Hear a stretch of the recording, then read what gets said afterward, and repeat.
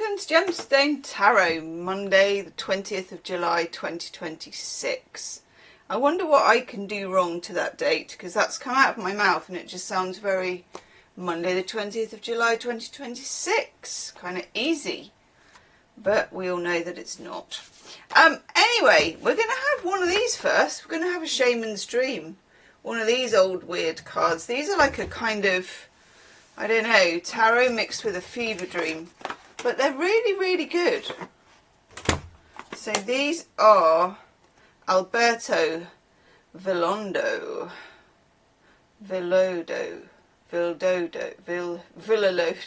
Oh my God. Villalodo. Alberto Villalodo and Colette Baron Reid. What a name, Alberto Villalodo. So maybe he's got something to do with the weirdness, but also, you know, Colette Baron Reid does do weird cards. But we're here for it. So let's have one of these and hope that we don't get the caterpillar. Oh, that's okay. Oh no, that's cool. I can go with that. And take one off the top as well. I did skip a beat then, because I did, you know, that is Crazy Cat. But there is one called Caterpillar, which is half cat, half pillar, which is even weirder. Okay, I like this. This is good. We can follow this instruction for Monday as we start the week. And as we're coming to the last bit of July, aren't we? We've got about 10 days left. And then we're into eclipse season. And we come out of Mercury retrograde as well, about in a few weeks' time. Okay, we have deep quiet. Deep. And that's a little bit like one of those ink drawings that they use for psychology experiments. You know, the one that to me always looks like the one you did at primary school when you were a kid, where you did like half a butterfly. Did you ever do this? You have that cheap school paper, and then I was quite bad at art, and then you'd have your paint set, and then you'd do like half a butterfly, and then you'd squash the paper together, and I think that's how it was. That how it worked? And then you'd get a whole butterfly because it would print over to the other side. Probably backwards though, you know how it is, but like how my room goes upside down and stuff.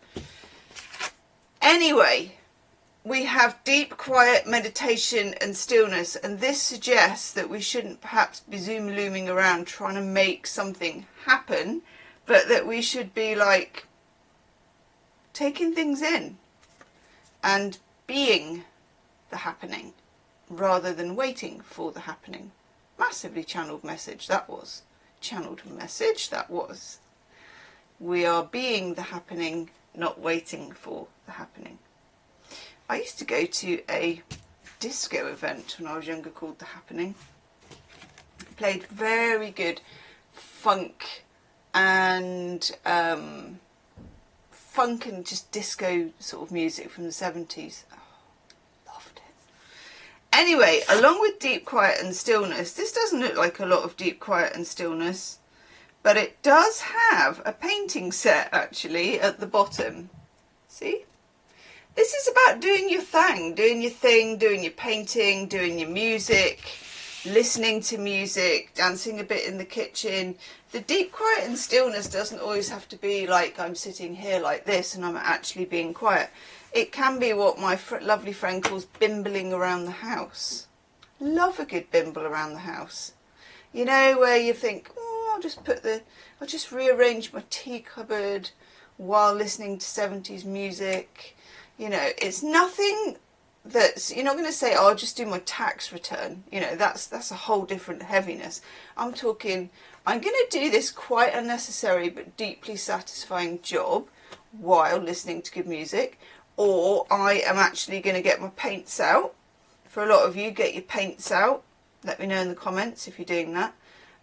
Or whatever your thing is. Do your bit of writing, do your bit of music, do your bit of decoupage. Such a good word. Okay, so we know what to do. Our Anna K is now going to give us some tarot. Thank you, Anna K. Ooh, very nice. I love the Anna K tarot. Now, where did we get that? we got that yesterday, did we? Maybe. Were we talking about dry stone wall yesterday? Oh God, we were, because we got that card. This card will not quit. Therefore, experience tells me we don't like it, but we need to listen. Alright. Bottom of the deck. Ooh. Well, we don't mind that at all. This reminds me of the Glastonbury Tarot. 10 of Cups.